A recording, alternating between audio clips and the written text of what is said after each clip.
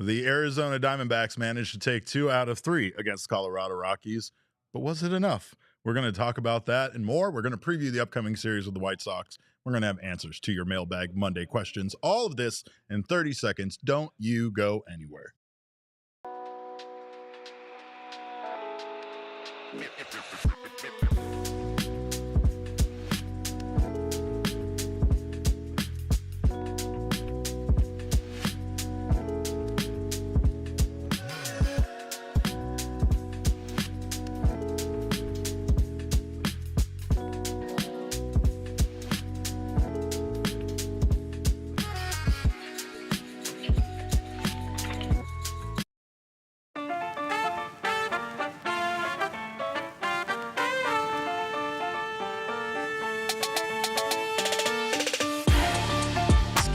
Welcome in to another edition of the PHNX Dbacks podcast right here on PHNX. My name is Derek Monti, occasionally known as your mayor of PHNX. That winning music means the Diamondbacks at least got something right this weekend. I got my guy, Damon Dog. He is the dog in all of us on the ones and twos today. And of course, this show is brought to you by our friends at Bet365 and Game Time. Go out there and download the Bet365 app right now. Use our code of PHNX365. When you sign up, you'll get yourself some bonus bets. You just got to make sure you follow the rules on how to do that. And then over at Game Time, use that code of PHNX. You'll get $20 off your first ticket purchase over there. And of course, save money on some last minute ticket deals. Welcome in, you guys. Great to see you here. Diamondbacks took care of business this weekend against the Colorado Rockies, taking 2 out of 3. And of course, we have a little preview of their upcoming series here with the White Sox. So great to see you guys here. Grudy starts things off in the chat. He says, should have swept the Rockies. I think that is the sentiment here. But again, when we looked ahead at this three series set that they have in front of them, and we like to say, a 10-game stretch, right? We included that final game of the Toronto Blue Jays series, saying that if the Diamondbacks got swept in that one or in that series, that things would start taking a downward turn, right? So the 10-game set so far, the Diamondbacks are 3-1. And realistically, over those 10 games, the Diamondbacks need to go 7-3. That's the way that at least I'm viewing this. I know Damon and I have kind of talked about it, but still just expectations are high over this stretch. Again, they are 3-1. But like, again, it's only because of how limited their time is here until the trade deadline comes around. I do think the Diamondbacks have proven that they have some life left in them. And again, they did take 2 out of 3 here against the Rockies. So they did take care of business. More importantly, the Diamondbacks now, Damon, are above 500. So I need to send little Geraldo Perdomo up Mount. Let's go. This will never get old. And the purple jerseys now go with the purple Mountain Majesty so well that I'm more in love with that than I ever was. But and we still need to figure out how to play some other prices right games around here. Diamondbacks, though, of course, took care of business here against the Rockies. Like I said, they did score a lot of runs there in game 1, and they needed to with the performance by Zach Gallen. We're going to talk about that. But let's take a look here really quickly at the numbers presented by our friends at Desert Financial Credit Union. Of course, they always keep our numbers straight.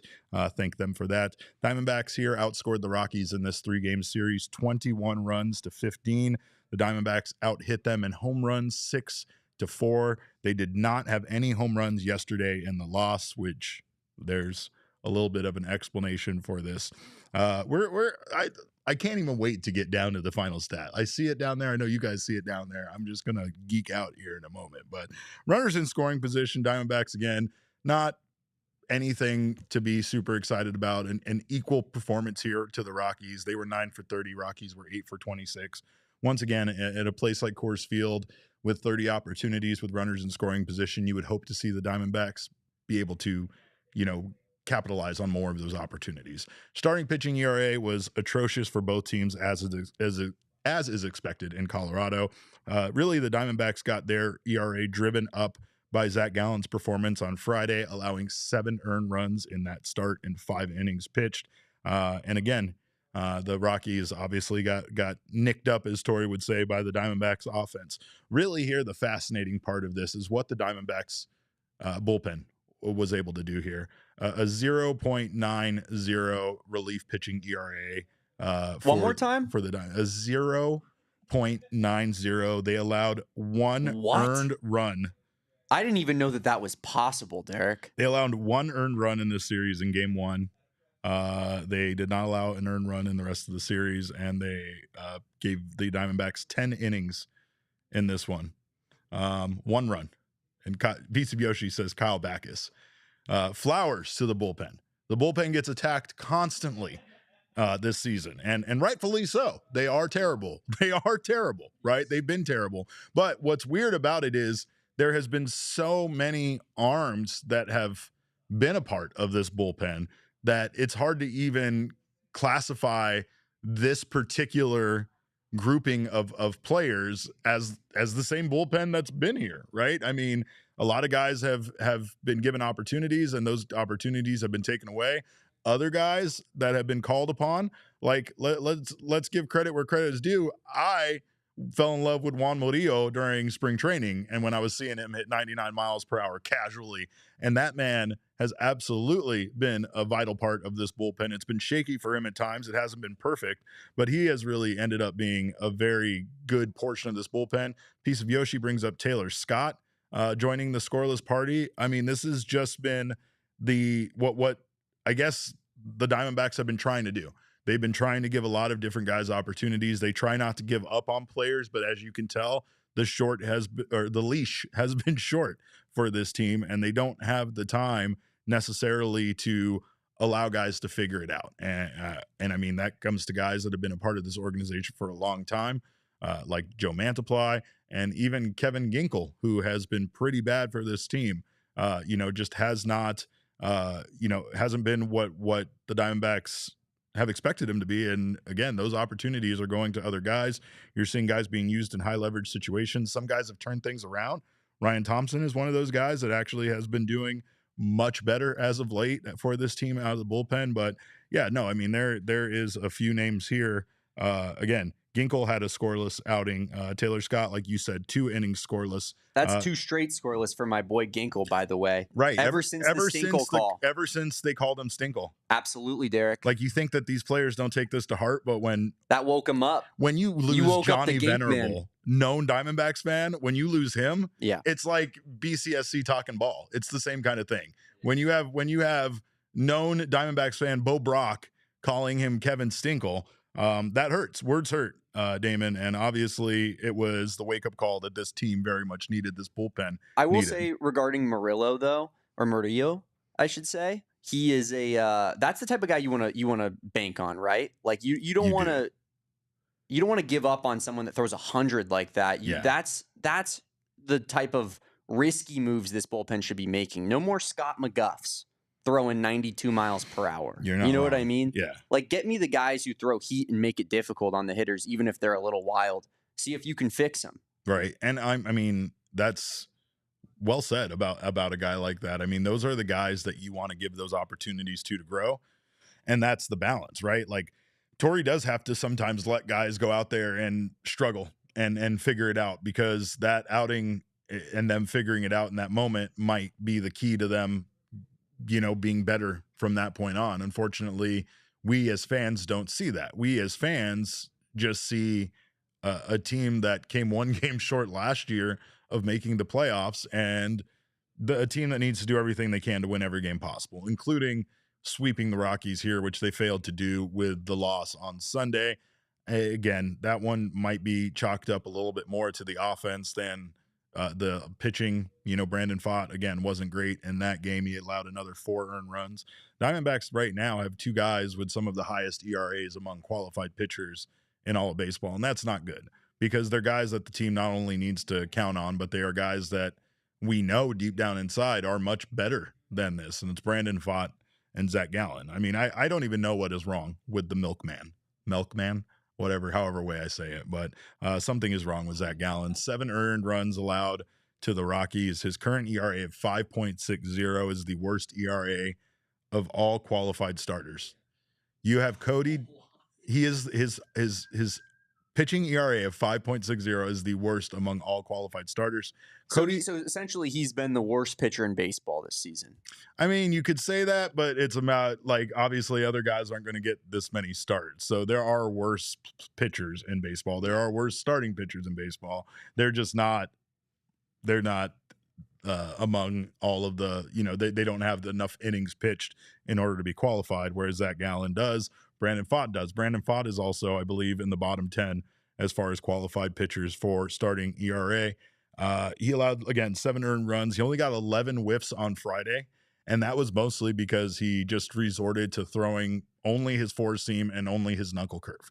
He basically resorted to being a two-pitch pitcher, and that is, again, not what Zach Gallen necessarily is, even though those are his best pitches. It's a mix of pitches. His fastball usually being more of a setup pitch. I believe it averaged around 91 miles per hour. So I could be wrong about that. I think it might have been a little faster, but still, it's not. It did. It averaged, maxed out at 95.7 miles an hour, averaged at 93.4, minimum of 91 miles per hour. Excuse me on that. But I don't know. I really don't know what's wrong with Zach Gallen, and I don't know how to fix it. I, deep down inside, am frustrated watching him as a fan, because it seems like Gallen can keep it all together outside of one bad inning that things just completely fall apart. The defense is usually involved when things fall apart, so it feels like it's kind of a mental hurdle for him. However, I've talked to Zach enough to feel like Zach really, I don't know, he seems to be the kind of guy, like a lot of these starting pitchers, that isn't really emotional. I feel like he is able to kind of stay very even-keeled, which you need to as a pitcher. You need to have a short memory, and you need to be able to move on. I just don't see that from Zach when he starts giving up hits and the defense behind him starts playing poorly or makes a mistake.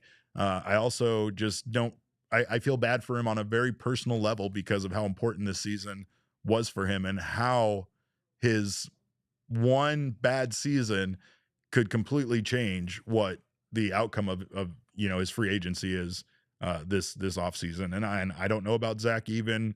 I mean, I wouldn't feel comfortable offering Zach a huge deal myself to keep him here in Arizona. I'm sure a lot of teams might not feel comfortable offering him that based on how he pitched this year to leave elsewhere for a long-term deal. So I guess on the good side, there is a growing possibility with Gallen's poor performance that he stays here in the Valley. And to be honest, I think that a lot of us that have watched Zach over this, over these years know he's a better pitcher than this. So, I mean, it might not be the worst result overall, but it feels like it sucks. It sucks that Zach is struggling like this. And the Diamondbacks need him with the loss of Corbin Burns and with the losses to this pitching staff this season. They need him now more than they've ever needed him.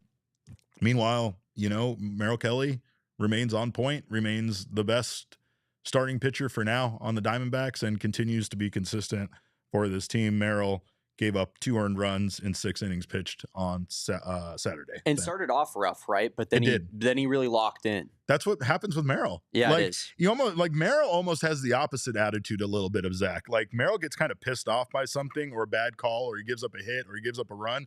And that's what, I guess, awakens the competitive nature in him, the competitive beast, because you'll see him get mad at himself. You'll see him get mad at the ground or the ball. And then next thing you know, he's unhittable. So I think that, again, Merrill Kelly has been outstanding for this team. In fact, we have a little trending video coming here soon on Merrill Kelly being in firm place of 3rd position all time for wins for the Arizona Diamondbacks. And I'm going to debate some of these people that for some reason don't believe that Merrill Kelly belonged on the Diamondbacks.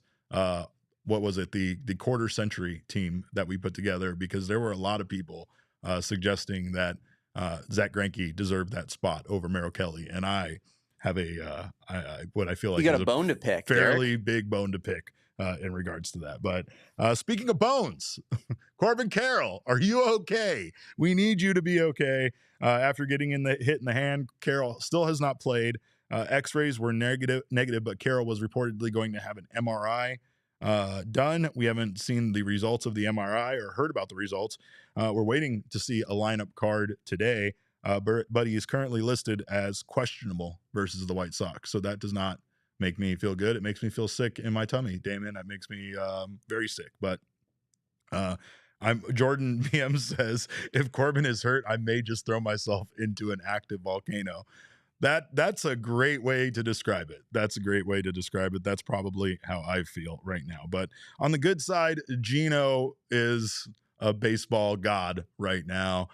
Gino hit home runs number 23, 24, and 25. Oh, get that little idiot out of here. Look at that little stupid teal bearded You're idiot. going to look so stupid, Derek. You're going to look so dumb.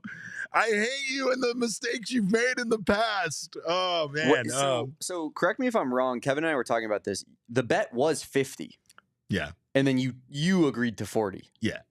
I mean, he's hitting 40. I know. Well, your only chance is if he gets traded. Well, let's just hold on. Okay. A lot of factors could happen, Damon. He could go cold. Not that I'm asking for that. He could maybe hit 39 home runs. You know what it's like to have someone hit one home run short of what you needed them to hit. You remember what that was like? You're doing that to me right now? You're bringing up that right now? I'm just saying. Anyway, yeah. Gino's been incredible. He's hitting 251 now with an 890 OPS despite that rough stretch he had. He currently leads all of Major League Baseball with 67 RBI this season. I think he's one ahead of Cal Raleigh, a couple now ahead of Pete Alonso, like 3 ahead of Pete Alonso. So Gino is when you wonder how the Diamondbacks stayed afloat despite some of their starting pitchers having the worst ERAs in baseball, it's because of Eugenio Suarez. And the Vultures are circling, including, once again, Cody Del Mendo. Cody's asking for Zach. This is Cody from the CHGO podcast, in case you want to at him and attack him. He is asking for Zach Gallen for cash considerations. And now him and his buddies are trying to zero in on Gino Suarez as a platoon hitter, as a platoon player. Derek, we already spoke about this. We have a set barometer of what we expect back in a trade package for those guys. Yeah. And his name is Pete Crow Armstrong. That's right. You got to give a give to get. And Easy. we want a good young prospect. Minimum. Just up and budding. An up and coming. Yeah. An up and comer. A kind blue chipper. Kind but of an someone underground player. Exactly. Yeah, for sure. Well, Corbin Carroll should be higher up in the All-Star standings, the All-Star vote. Unfortunately, he is not. Ketel Marte still leads all second basemen, so there's that. But let's take a look. Do we have the updated NL West standings here? Even more updated. Look at this. Love it. Oh, my God. Damon's doing work. We got ourselves the drunken orgy of violence known as the NL West here with the Dodgers. Not running away with things, but still a decent lead there in the division. The Dodgers sit at 48-31, 4 games above the Giants. Meanwhile, the Giants right now sit as the only team, the other team in the NL West that is currently in the playoffs. The only other team with a YOF position right now is the Giants in the wild card. They sit at 1 game up in the wild card at 44-34. Meanwhile, the Padres have dropped back out. They are on the outside looking in, just like the Diamondbacks. My division was wrong. 42-35 right now. And of course, that's the Diamondbacks right now are 3.5 games back from the wild card spot. That's the thing to remember. You definitely need to stay close. The Diamondbacks, I think, are probably the last team right now in the wild card race. I think the Braves are 7 games back, and that is a significant enough of a deficit to consider them to be kind of out of the race right now. But that's it. The Diamondbacks right now are kind of have a couple of teams in front of them, including the Reds. The Brewers have a new young pitcher whose name I'll never be able to pronounce, but he is looking outstanding. I think he allowed 1 earned run in his first 2 outings so far. And they suddenly, here, we're back. We've never been more back. Giants sit 3.5 games back in the division. Padres 5 games out, a half a game out of the wild card. Diamondbacks currently 8 games out of the division at 39-38 with a 3.5 game deficit in the wild card. And then there's the Rockies, which why even do the math on them? No offense to that team. That's literally why I have it like that, just so I don't even have to plug in 29.5 or whatever. It's a waste of your time. Yeah, it is a waste of my time. There's better things for you to do with your 100%. time. And the Rockies played some terrible baseball. Friday's game might have been the most Diamondbacks-Rockies game of all time. It might have been, or at least of this season. Just the ridiculous back and forth effort, the ridiculous number of runs scored. Both teams starting pitching being inexplicably bad. I mean, this was a game. This was an all-timer. You had 7 earned runs allowed by Zach Gallen in 5 innings pitched. You had 9 earned runs in 4 2/3 innings pitched allowed by the Rockies there and their starter, who I'm not even going to go but look up. I don't. Gomber, that's it. Thank you. It's Austin Gomber. Gomber, that was his first start of the season, I believe, if I'm not mistaken, and he got rocked. But the Diamondbacks here, again, got the job done, but I think one of our Mailbag Monday questions addresses it, and it's going to be that with these 3 series that they have now. With the Rockies in the rearview mirror, they have the White Sox ahead of them, and then after that, the Marlins. And I don't really want fans to feel panic if the Diamondbacks don't come in here and sweep every single series, but they do have to take care of business. They have to get the job done against these teams. So should they not be able to win these series, then I do kind of understand a little bit of panic. After that, they have their series with the San Francisco Giants, which right now looms as, the most important series probably in franchise history. In the history is that of a baseball. little bit too much? No, not at all. But we don't want to classify any series, like Jesse said, in June as a must-win. However, it's hard not to say that these are must-win series. So especially when we are all going to be there present for the PHNX Pool Party Takeover for that Giant series. So if you don't have tickets for that, make sure to get tickets for it right now over at gophnx.com/merch. Events. I'm sorry. Right now, Shane's staring at me because he's waiting for me to tell all of you that it's Shane's birthday on July 3rd. And as I've told you before, do not bring him presents. Do not bring him cards. Don't acknowledge his presence at all. Don't tell him happy birthday.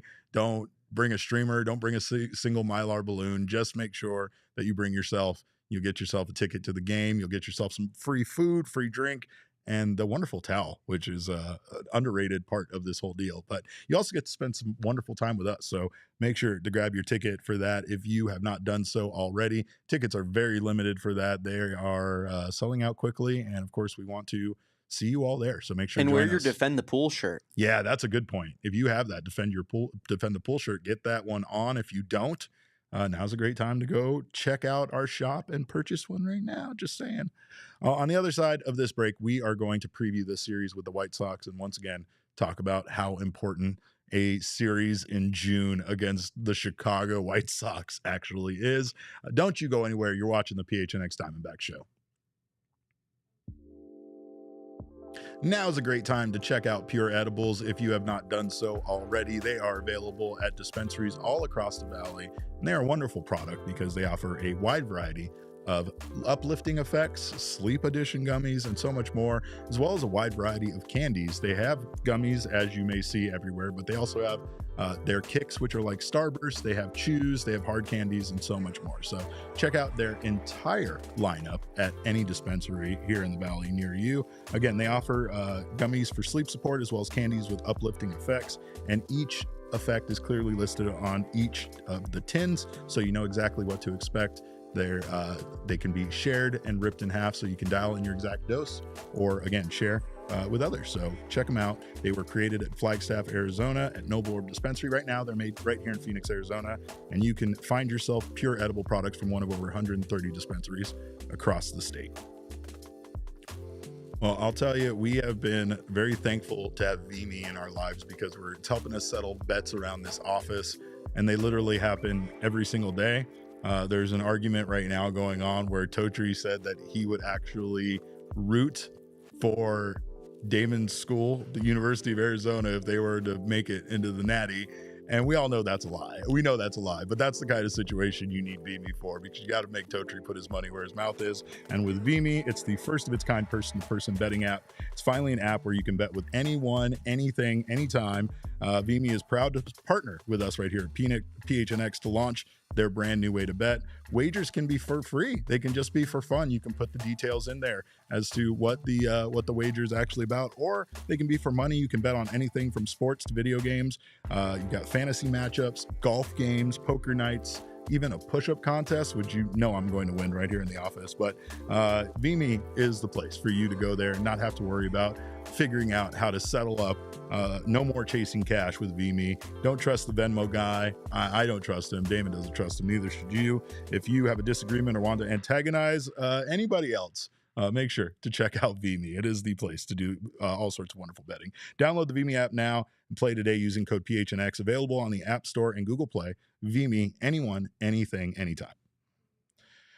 All right. Well, I think I would VMe one of those guys from the CHGO White Sox podcast about this series because I'm feeling fairly confident here about the Diamondbacks going into the Windy City and taking on the Sox.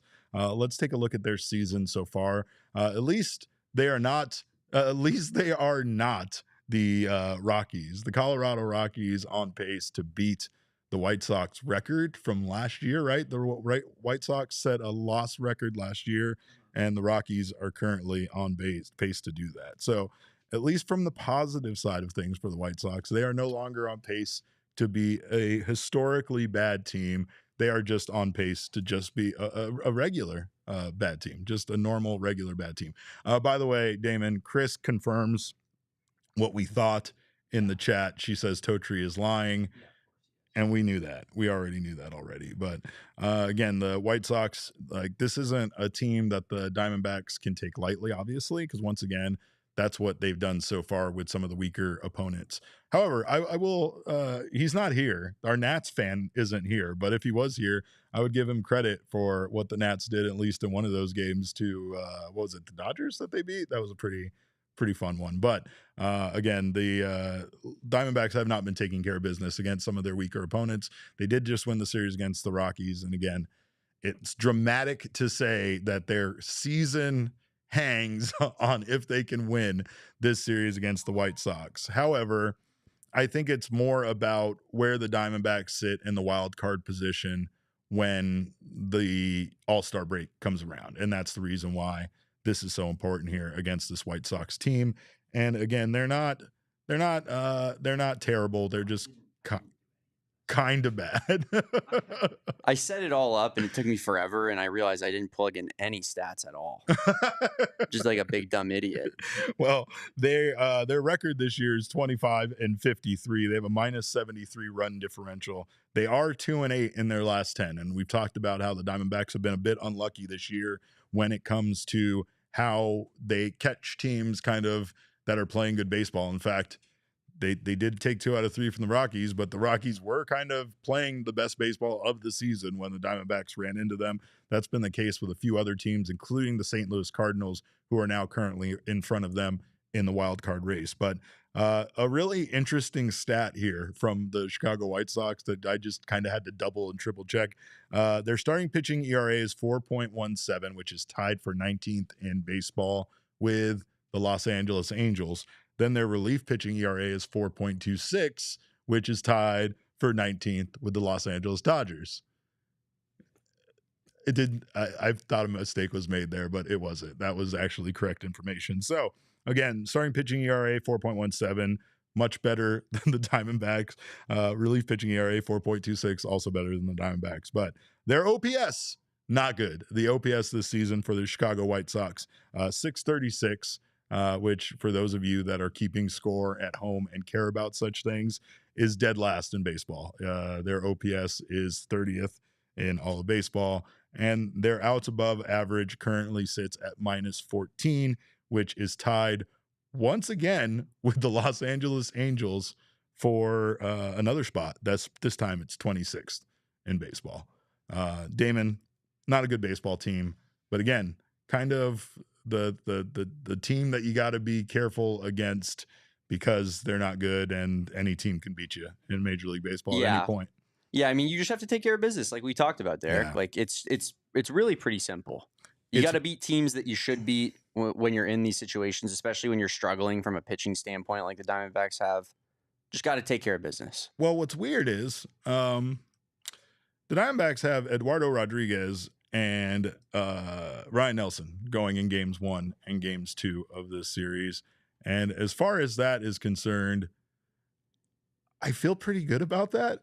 Like it's come back around where I feel good about Ryan Nelson. I mean, Ryan Nelson, he deserves it. Maybe Erod doesn't deserve my support. Maybe Erod doesn't deserve me to believe in him, but No, I he doesn't. do, because since returning from that stint on the IL, Erod hasn't allowed more than 2 earned runs in a start in his last 3 starts. Like he's been pretty impressive, and that ERA doesn't reflect currently how he's pitching, but that's kind of how baseball works sometimes. Unfortunately, your ERA can blow up and you could be one of the best pitchers in baseball right now, but your numbers aren't going to reflect that, and they might not reflect it for the rest of the year. Unfortunately, like Piece of Yoshi says, we do go up against the White Sox best starter there in Shane Smith. He is 3-4 with a 2.85 ERA and has been nails this year. Ryan Nelson in game 2, he has been really, really good for the Diamondbacks. He has a 3.88 ERA.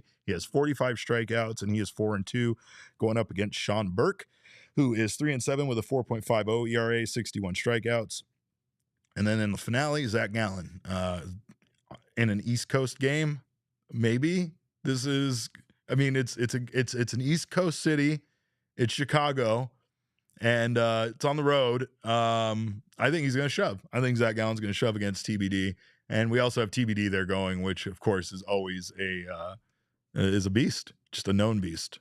And Piece of Yoshi says Wednesday pitcher might be Vasile, maybe. So, again, you know better than we do. But still, very winnable series here, and something the Diamondbacks need to continue on this stretch. I don't know the way Mike Hazen is thinking. I don't know the way that the Diamondbacks are leaning. I feel like what he said is true. I think the Diamondbacks have continued to have more adversity kind of thrown in front of them, with now the Corbin Carroll injury, and, Zach Gallen still not getting things on track. Brandon Pfaadt also really not getting things on track. However, you still feel like this team hasn't even played their best baseball yet this season. And you still have to feel like this team is capable of playing much better baseball than we've even seen out of them. So hopefully they can still continue to move this season along here and keep things positive, stay hot, and, like you said, take care of business against teams they need to take care of business against. All right. Well, on the other side of this break, we are going to do that thing that we do every single Monday. So don't you go anywhere. You are watching the PHNX Diamondback Show. Well, All Pro Shade Concepts is here to save you from summer, and summer is here, and summer is like, I refer to it kind of like a movie monster, and that's because it's here. It's relentless. It's trying to kill you. It's trying to follow you and chase you everywhere. So you can escape away from summer and this sun with our friends at All Pro Shade Concepts. Let them help you extend your outdoor living space with a custom fit awning. And let me tell you, some of the things they have are incredible. I've never even seen some of this technology in a motorized awning before. They can literally double, triple the size of your patio. They can also install roll down patio shades that can keep your patio up to 20 degrees cooler and also block out those harmful UV rays. They turn your patio into a room. It's like another room in your house. So make sure to check out everything that they can do. They can also replace and fix most outdated patio shades and motorized awnings. And they've been in business right here in the Valley for 20 years. They are licensed, bonded, and insured. And most importantly, they are the most trusted local shade company, voted #1 by Ranking Arizona for patio shades in 2024. Give them a call at 623-204-1476 or visit allproshadeconcepts.com right now to schedule your free estimate.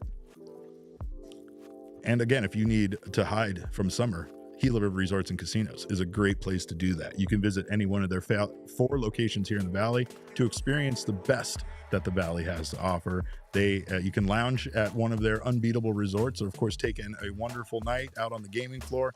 Do not miss, though, the BetMGM Sportsbook at Gila River Resorts and Casinos. They have massive screens, delicious food and drinks, and, of course, all the action. The playoffs are all over now, but that doesn't mean that the action stops. Go watch baseball there. Go watch these racing events, which my wife has gotten me very much into. And our driver was this close to winning yesterday, so I'm a little bummed about that, but he still came in third. So it's the ultimate place for you to watch and win. Place your bets and experience the excitement out there at Gila River Resorts and Casinos.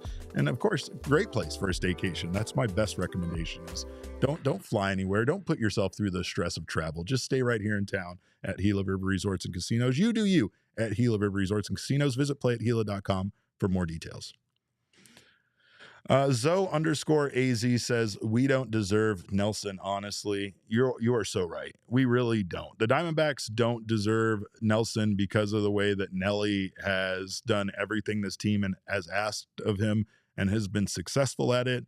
And honestly, this team doesn't really deserve to have somebody step up into this starter role and be as good as Ryan Nelson has been. But God bless Nelly. Thankful that he's on this team. And I really honestly don't know what the Diamondbacks would have done without him. I don't think we've addressed this on this show, but the Diamondbacks lost another pitcher to season-ending Tommy John surgery.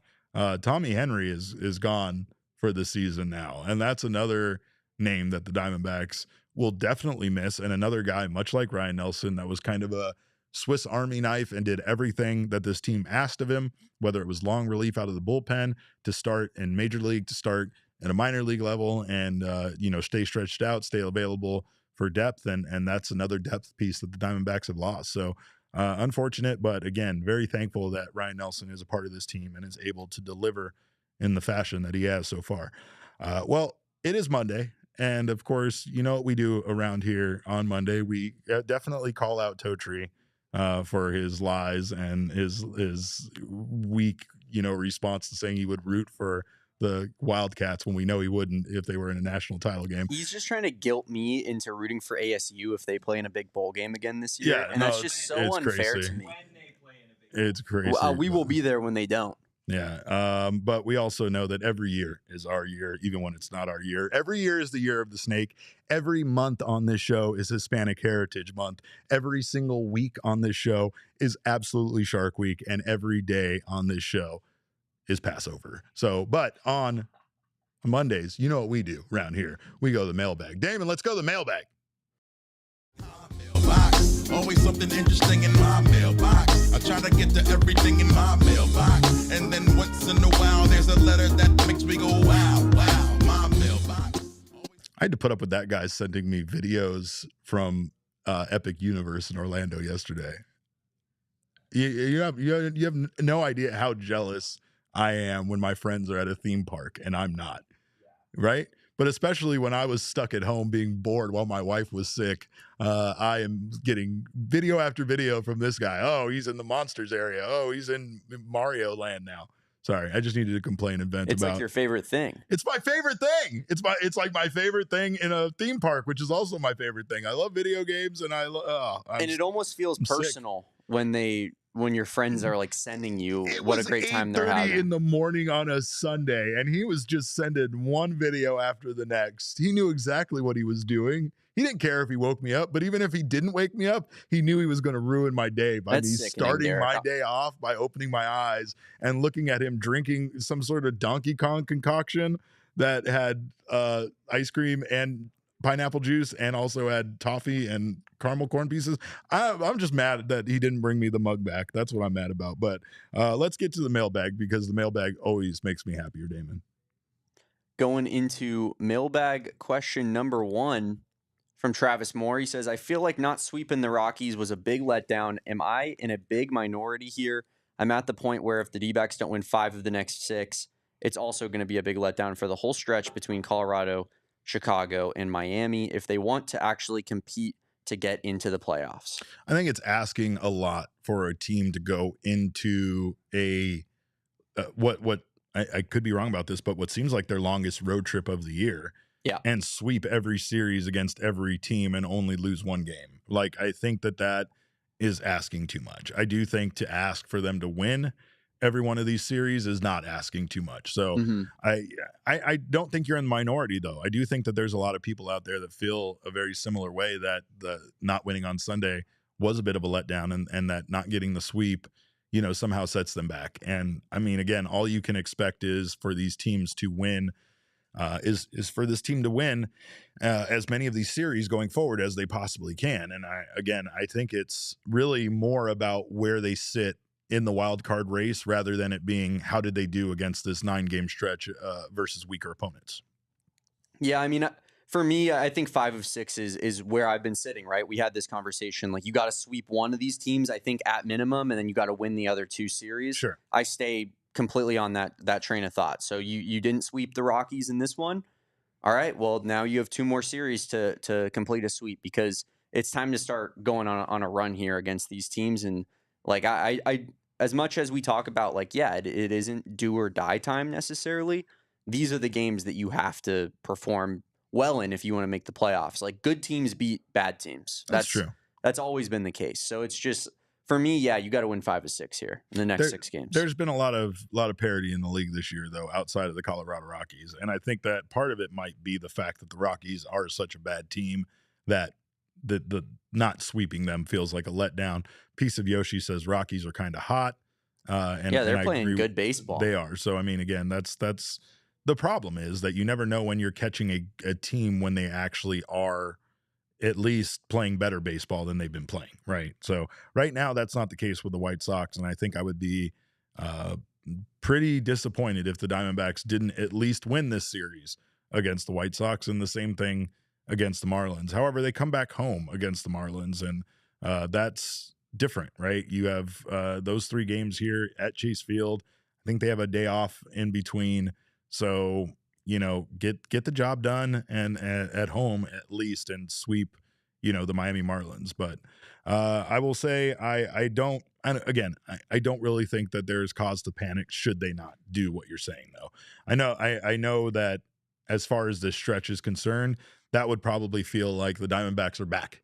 They win 5 out of the next 6 games, and it truly does feel like this team is back in the hunt, is back in the division, even though it's kind of getting ran away with. You're probably like 2 games out or a game and a half out or something if you pull off 5 of 6 here. Yeah. At least you're talking about the wild card, right? Yeah, for sure.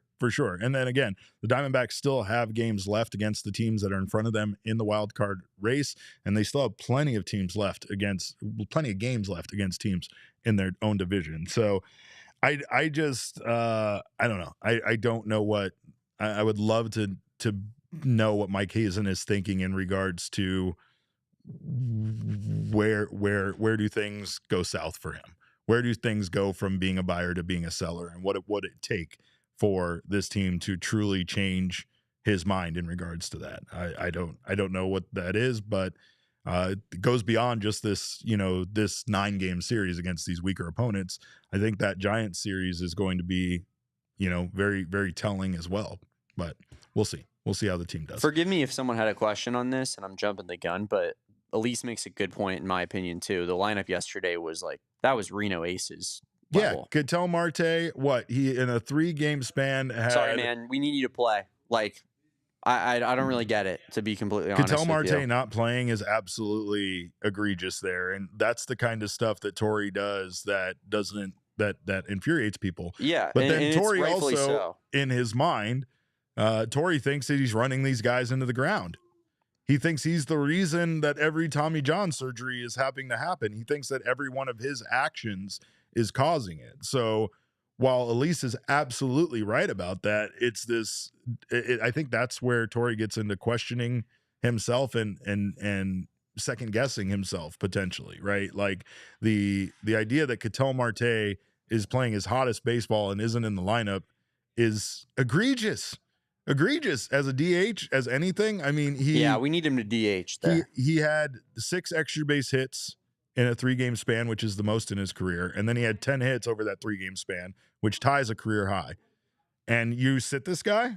Yeah. Like these are the things that when people when the fire Torey crowd come in here and want to expect me to defend that, there's no defense of that, right? It's just, Vargas hitting second, Pavin third. That just was not a good team yesterday. For sure. 100%. What did you expect from the offense when that's 2 of your top 3 hitters? And that's not to be mean to those guys, but they should be in the back half of the lineup. Yeah. I mean, but with Corbin out due to injury, and other guys missing dude out of the lineup. Like it didn't make any sense. It didn't make any sense. And I completely agree with that.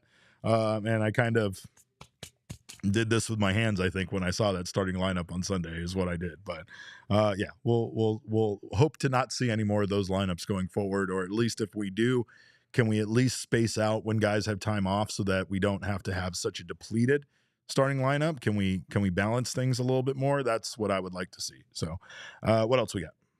Next question comes from Kevin Lundberg. He says, what are your revised goals for this team the rest of the season? Is it simply just making the playoffs? How do you balance that now with a handful of expiring contracts at the deadline and goals for the future? I think the most tempting thing here is what Damon brought up a few shows ago, which is this being a seller's market. You are going to get more for some of these guys than you possibly could have gotten in other seasons or at other times, because there are so many teams still in it. I joke about the wild card race stuff, but I do believe that the Braves right now, sitting at 7 games back, are out of it. But they're the only team of quality that's there in the National League. The rest of the teams are the teams you'd expect to be back there. The Pirates are back there, the Marlins are back there, and the Rockies are back there. Those are teams that we know are already out of it. So there's no surprise there. There's just a gap that's widening in between the teams that are still somewhat in the race and the teams that are absolutely out of it before we've hit July 1st.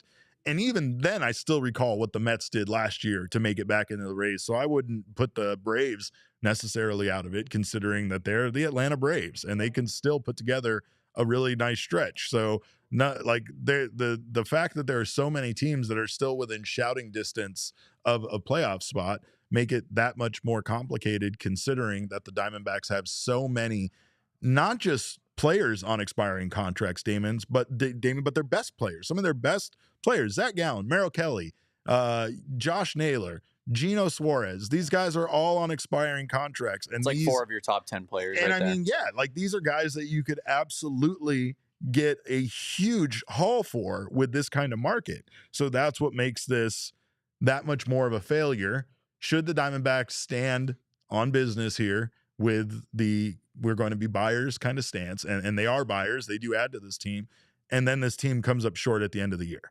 And then, like you said, the Diamondbacks do lose these guys.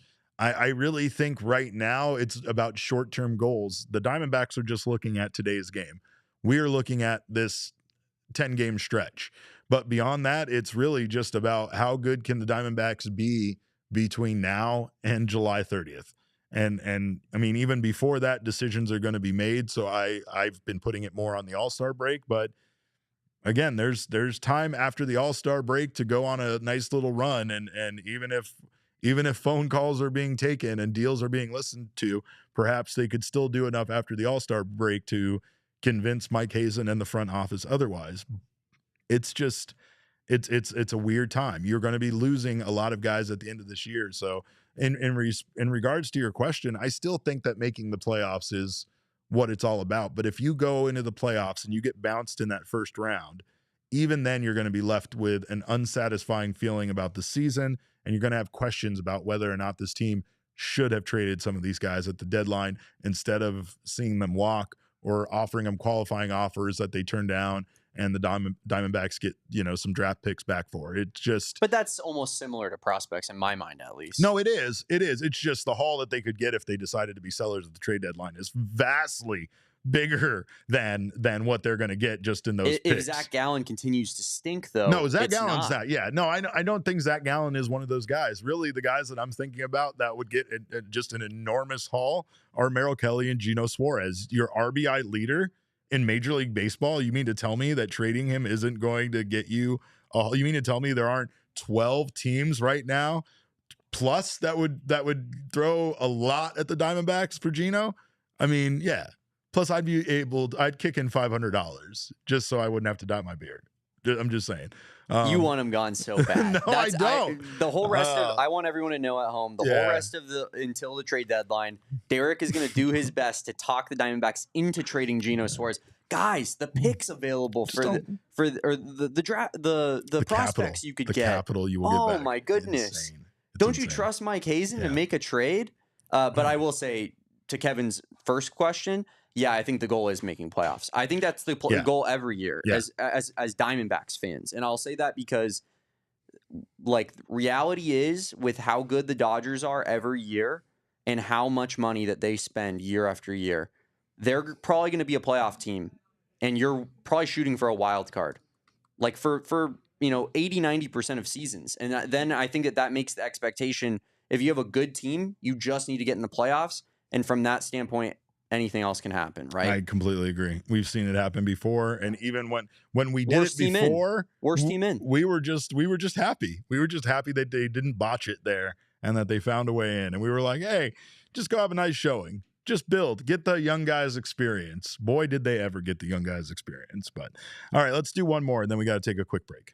Next one comes from PCO. She says, why would Hazen sign James McCann? Why must I be forced to watch him again? Why would the universe do this to me, Derek? Yes, specifically Derek. Damon can also chip in, but I felt the need to direct my exasperation at a specific person, and Derek is the mayor. You know what? It's much similar to like a Game of Thrones style, where like the peasants come to the king, to the throne, and they bring their grievances. Mm-hmm. I think that is how Derek's relationship as mayor.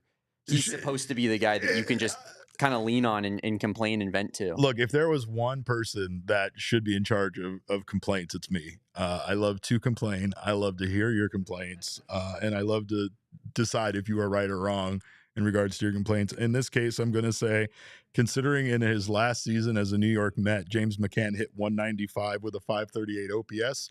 I will validate your clause, and I will say, yes, I understand how upset you are. And again, I don't know. It feels like the Diamondbacks are trying to just hit on one of these reclamation projects, right?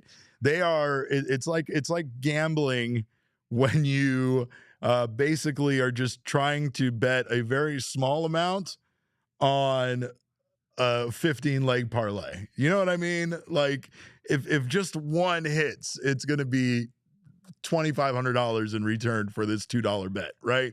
And that's kind of what the Diamondbacks feel like they're doing with some of these relievers and now James McCann. But again, it's probably with this young core of catchers that the Diamondbacks have right now, outside of Hosey, who's still pretty young himself. The Diamondbacks need perhaps a little bit of veteran, know-how back there, a little bit of experience for these guys. Gabby has the very, very minor fracture in his hand, or the hairline fracture. So he is going to miss some time. And again, the Diamondbacks don't really have much else to turn to. ADC, I think, is on the injured list as well right now. So he wouldn't even be an option for this team. So again, it's just about getting some depth. Someone else brought up Trey Mancini in the chat, and Trey Mancini is a great example of that, man. He is a guy right now that continues to rake in Reno and has been doing an excellent job there. The problem is that Josh Naylor is doing great at a major league level, and the Diamondbacks don't really have a need for replacement first baseman, nor do they feel like replacing Pavin Smith with Trey Mancini and seeing him get limited playing time there. So I don't know. Again, I feel like this overall is about depth, but I do think that there's like 5% that was specifically about a knowing piece of Yoshi. And it's that part that I really appreciate. It's the trolling that the Diamondbacks do of members of our community, for sure. James McCann, by the way, last year hit 239, 279, 388 for a 667 slug. And that was in 65 games. So again, not great numbers, but still serviceable. And I'm sure that's the reason why the Diamondbacks are kicking the tires on him. All right, what else we got, Damon? Actually, you know what we're going to do? We're going to go to a break, and we're going to come back from a break, and we'll do more Mailbag Monday on the other side. So don't you go anywhere. You are watching the PHNX Diamondback Show. Well, you know the name. Empire Today is the place for flooring. If you wonder why, it is because of the attention to detail. Empire Today is floor experts. They live, breathe, and sleep flooring. It is their favorite thing, and they will guide you through the entire process. Unlike other places you can go for flooring where you are kind of left to make these decisions on your own, to look through samples on your own, to even find a salesperson to help you on your own. Empire Today will not do that. They will be with you every step of the way. It's a whole new ballgame with Empire Today. Their flooring experts will bring the showroom right to your home. That way you can see what those samples look like next to your furniture, next to your walls, in your lighting, and that way you can make a decision based on how that's going to look in your home. You'll also get precise measurements taken and have all of your questions answered, so there are no surprises. With Empire Today, you get clear, upfront, and all-inclusive pricing, plus you can schedule installation as soon as the next day, because nobody likes to wait. So schedule a free in-home estimate today, because some things are just better at home. PHNX listeners can receive a $350 discount when using promo code PHNX. You heard that right, a $350 discount with code PHNX. Restrictions do apply. Visit Empire Today /PHNX for full details. And of course, as you may know, because of what I talked about earlier on this podcast, summer is here. It's hot and things can be miserable outside, but your home is nice and cool. And sometimes that can cost you a lot of money. APS wants to help you with that. Smart thermostats can work with your APS rate plan to maximize comfort and convenience while minimizing your energy costs. And that's exactly what they do. I am a forgetful person, so I always forget to turn my air conditioning back up to a higher temperature after I leave my home. With my smart thermostat, I can do that right from my smartphone, and I can ensure that not only can I turn it up, but I can turn it back down when I'm heading home. That way it's nice and cool when I walk in the door. If you're on the APS time of use plan, you can do all of this with your smartphone or device and automatically adjust your thermostat and more. APS customers may be eligible for smart thermostats as low as $0 right now when you enroll in the APS Cool Rewards program. If you're not sure how to install a smart thermostat, free installation is available at APS Marketplace. Find instant rebates, discounts, and special offers on smart thermostats, energy efficient appliances, and more at marketplace.aps.com. Must be an APS customer and pay shipping and handling and taxes. Other restrictions apply. Go to marketplace.aps.com for more information. All right, Damon. Well, I know we're getting close to the end of the hour, so we're going to throw it to overtime here in a little bit, but let's get one more question in before we do. Next question comes from Michael Rokicki. He asks, for Derek, how does it feel to be in the presence of someone with the greatness and aura of Damon? You know, Derek, this is such an insightful and great question. I'd be interested to hear how you answer it. Insufferable. Insufferable is really the first word that comes to mind. I was going to say that up here, Jordan PM, to my comparison, said peasants in all caps. And I was going to respond and say, I feel like I'm kind of the jester, if you will. Yeah. And jesters absolutely can be insufferable. But you're like a jester that doesn't take crap from anyone. You're like a surly jester who roasts everybody, including the king. But the king loves your antics and goes, ha ha ha.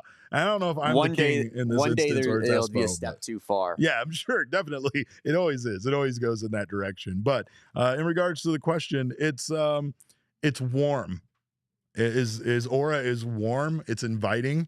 And I feel, I don't want to say loved, but I feel safe, I think is the main feeling about his aura. More importantly, his aura needs to be around the Diamondbacks, because whatever this man, whatever his special power is, whatever his mutant ability is, whatever thing happened to him because a truck full of toxic waste dumped on him, it's bringing the Diamondbacks a lot of luck right now. And I mean, not just the Diamondbacks on the field, right? We have a deal here with Chase Field that's about to be approved. We got over our biggest hurdle, and we are so close to ending this entire talk of the Diamondbacks ever moving out of the state. Yet while Kevin was a producer, we talked about it. We were going to lose the team. We were going to lose the team with Kevin in charge.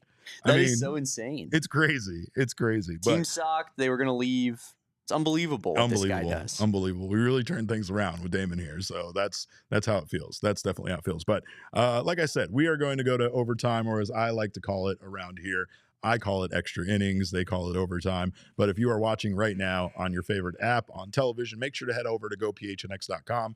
We are going to keep this conversation going with a few more Mailbag Monday questions. Maybe none as good as Michael's in regards to Damon and his aura, but still, we are going to get some more questions in here. Damon, what else we got? Next question comes from Adam Fox. Says, can Mike Hazen become the GM of the Suns as well? Oh, no, he can't, Adam. I know that we would want that. I know the Suns are my favorite team deep down inside. The Suns are my childhood team that I grew up living and dying with, and I would like nothing more than Mike Hazen to be in charge of the Suns, but we can't do that to the Diamondbacks. Mike Hazen needs to focus right now on the Diamondbacks. He has a lot on his plate. I think he's been given plenty of adversity as a GM, and quite frankly, the Suns, I don't want him inheriting the Suns' problems and trying to fix that. He inherited a very, very bad franchise with the Diamondbacks when he got here. I've compared it in the past to being handed at a house party a broken vase that one of your friends broke, and them dipping and being like, later, you got to fix that before your parents get here. And Mike did an incredible job. He super glued the crap out of it. He found all the pieces. He somehow made it even hold water again. Could you see the cracks? Yeah, I mean, in the light, if his mom really paid attention, but the vase held water, and that's really what the Diamondbacks have been ever since Hazen has been the GM. Whatever is happening here with this Diamondbacks and this trade, we have one Jesse Friedman comparing the trade the Suns just made to the trade that the Red Sox made, sending Rafael Devers to the San Francisco Giants. I don't think you ever want to have your trade compared to a trade like that, right? No, you certainly don't, because that And trade was considered a joke It's a fair to the rest of the comparison. league. I think the Suns are clearly in their Dave Stewart, Tony La Russa era right now, Derek. Oh God, no. Someone will find a way to pull them out of it. But Please don't make it that era. I don't want to live. I lived through that era once. I reported on this team during that era. I had very intense press conferences with Kirk Gibson. It's not fun. All right, what else we got? last question comes from Corbin Carroll enthusiast. Says, should the MLB abolish fan voting for the All-Star game, Derek? First of all, it's Corbin Carroll enthusiast, thanks to a mistake that was made on Twitter, which I'm very aware of, or with a lineup card. Oops. MLB and the fan voting is ridiculous. I got it for us right here if you want to take a look at it. Let's look at this, because I mean, on the good side, Ketel Marte still leads all second basemen, right? Catchers, first baseman, second baseman, third baseman. Gabby sixth in catchers. Okay. You got Josh Naylor at sixth of first baseman. You have Ketel Marte about 500K votes ahead of Tommy Edman for first place for second base. This is egregious. Tommy Edman is, I mean, get the hell out of here. Max Muncy above the RBI leader in baseball? Yes, Max Muncy has about 300,000 more votes than Eugenio Suarez does right now. Second place for Max Muncy, third place for Eugenio Suarez. Oh, the Dodgers lead every category. Look at that. What Moving a on surprise. to the next group of positions here. Shortstop, you got Geraldo Perdomo in sixth place behind the likes of Dansby Swanson, Trey Turner, Ellie De La Cruz, What? Mookie Betts. What? Unfortunate. Oh, Designated God. hitter, we are not on there. Or no, Pavin Smith's 10th. Ugh. Pavin Smith, a top 10 DH in the National League. What a celebration. And then we move on to outfielders. And Corbin Carroll is in sixth place, Derek, Gross. among outfielders, behind Juan Soto, behind Ronald Acuna, Come on. behind Kyle Tucker. Come on. And then this one is the most disgusting one, behind Teoscar Hernandez. Oh, get out of here. And then Lourdes is in 18th place among outfielders in the NL. I mean, this answers your question. Should MLB abolish fan voting? 100%. 100%. Because fan voting right now, as far as MLB is concerned, is definitely preventing the future stars from franchises from getting acknowledged in the All-Star game. Yes, I know after the fan vote, they can go back and assign them to the team, but they're not a starter at that point. And nor is it a reflection of people who actually should be starters. I know that this is something that's happened in the past time and time again since they've done the MLB fan voting. There's been certain fan bases that have completely hijacked the All-Star game voting. They've gone out there and deliberately put together, and I've seen it with the Diamondbacks community. They had to get together in order to try to get Paul Goldschmidt voted in. We had to actually have an actual campaign to get Paul Goldschmidt voted in to the All-Star game. It was ridiculous. Oh, that was insane. I remember that. And I mean, that's kind of where I'm coming from is that MLB is a company, and like other leagues, a huge part of their job is to create new stars for themselves, so that when guys are playing their best in whatever sport we're talking about, that those guys get highlighted, that they get featured, that they make it into all-star games, that they, become that player that MLB.com is putting on, on all of their social media accounts and everything like that. Pete Crow Armstrong is a great example of that. He is a guy that's been playing tremendous baseball, one of the best players in MLB this year, and he's been getting all of that love. He's been getting the love from MLB. He's been getting the love from, publications and journalists and everything like that. It would be ridiculous for him to not be voted in just because other fan bases like the Dodgers are bigger and their fans can vote in whoever they want as, the starter because they're the biggest fan base, right? Like, well, they have a country behind them right now. Not only do they have a country, but we've talked about it. The Dodgers have done a super villain level job of growing their brand and their followers, if you will, and expanding their reach, right? And that's a big part of this. Not only do they currently have, an all-star lineup themselves as far as their team is concerned, but, again, they have some of the best players that are hard to hate. A lot of people are fans of these guys and continue to be fans of them. Well, when they left their team, I'm just saying, like, you can speak for yourself on I'm that not one. speaking for anybody. I'm speaking for Braves fans. Well, who you're still certainly love not speaking Freeman. for me because I despise each and every one of those guys. Well, you've described each member of the Dodgers as a criminal, I believe. Well, I think in association with Shohei, yes, you could make the argument that there was some sort of sting operation that should be made on the Dodgers franchise that would incriminate all of them. But Piece of Yoshi brings up the exact instance that I'm talking about. It said the Royals voter fraud. I remember that's what I was thinking of, is the year that all the Royals players all got voted in. That was cool, though. I mean, it was an organized effort by their fan base, which is a smaller fan base, to do it. And yeah, that's guys, why I like it. Right. I hate it when Ketel Marte is competing with Tommy Edman and freaking Teoscar Hernandez has almost, 500K more votes than Corbin Carroll. It's egregious. But isn't it an advantage for baseball if they have a mix of stars from all over all the fan bases? You would think. I mean, that's that Like, is what the NBA is trying to do right now, right? We just saw an Oklahoma City versus Indiana finals, and people were all in on it because it was a great basketball. Yeah. The NFL has had this forever where the Chiefs and the Bills, Kansas City and Buffalo play each other in the AFC Championship every year, and everyone's pumped about it. Right. But baseball goes the opposite direction. We want Dodgers, Yankees every single World Series for the rest of time. That would be ideal for us. And that's disgusting. I think it's because in general, we don't really, because of how random baseball is, we don't really get those big matchups in like a World Series, right? So it's not to say that all of us want it, but the reason why people that are involved in the product of baseball want it is because they feel that that's going to get the biggest amount of eyes on the game, right? And then you have the biggest amount of eyes on the game and it helps grow the game. Well, what helps grow the game more than that crap is getting the guys that deserve to be in the All-Star game as starters and not leaving it up to the biggest fan votes and who can get the most votes, right? It's a losing battle for some franchises, for some fan bases.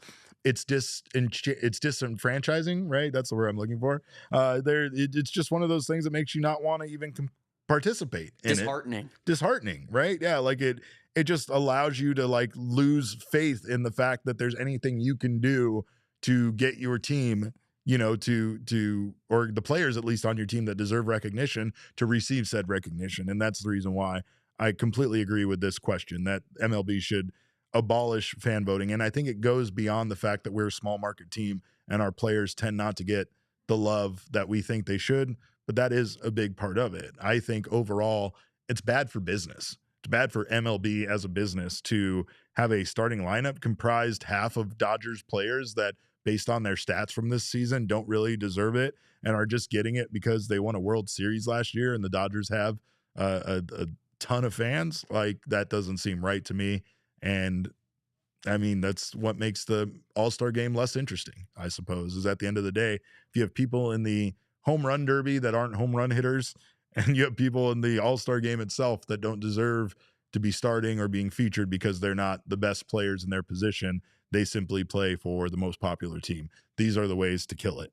And that's what happened with the NBA All-Star game, is like the slam dunk competition, which did get old, did get repetitive, but once it stopped featuring the stars of the league, people stopped caring about it.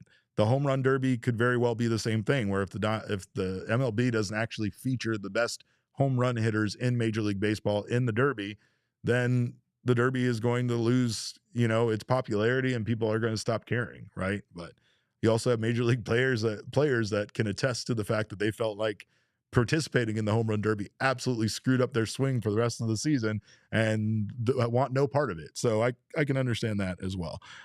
This got long-winded. I'm still back on the train of we should abolish all-star voting. Absolutely.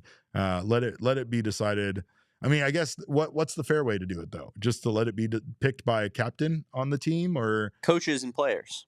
They vote? Yeah.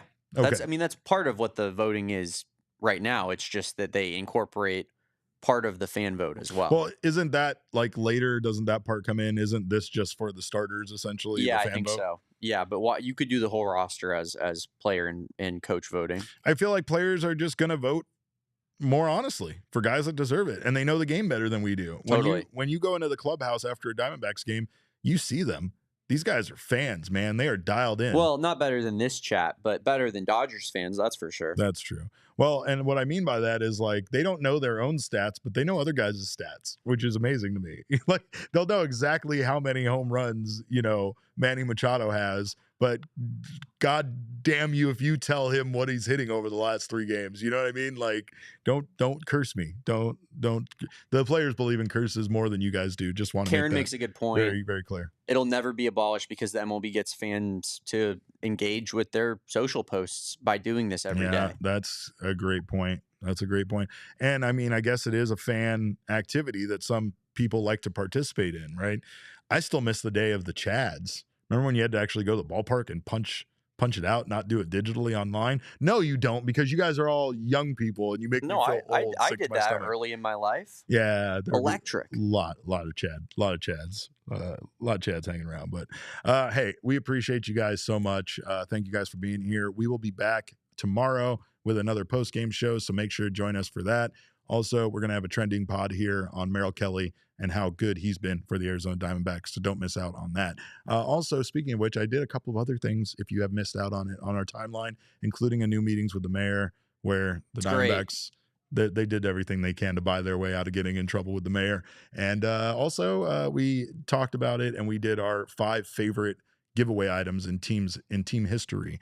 So make sure to check both of those videos out if you haven't already. Derek, I don't know if also check out the giveaway one. I tried to have fun with it. I thought it was good, but you killed it. But the meetings with the mayor, if you have made it to this point of the show and you do not religiously watch meetings with the mayor, I have no idea what you're doing, because they are absolutely fantastic. Derek puts a ton of work into the writing of them, and they hit every single time. So if you're a Derek fan, where you're the point where you can take an hour and 12 minutes of Derek without turning it off, and you're not watching meetings with the mayor, that's mind blowing to me. Yeah, I mean, I don't know how they do it in general, honestly, but bless you for doing it. Bless you so much. But make sure to follow us on Twitter. I am at cap_caveman with a K.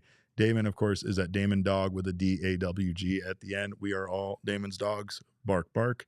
Our show is at PHNX_Dbacks, but as always, all roads lead to at PHNX_sports on Twitter, Instagram, and Facebook. Thank you guys so much for your time. Appreciate you stopping by. Like I said, Diamondbacks, go out there, get the job done, and we will see you back here tomorrow for a post-game show after tomorrow's game. Until then, behave yourselves. Have a wonderful evening. Go Snakes. And remember, kids, baseball is fun, but it is so much more fun when Diamondbacks players get recognized for being the best in the league.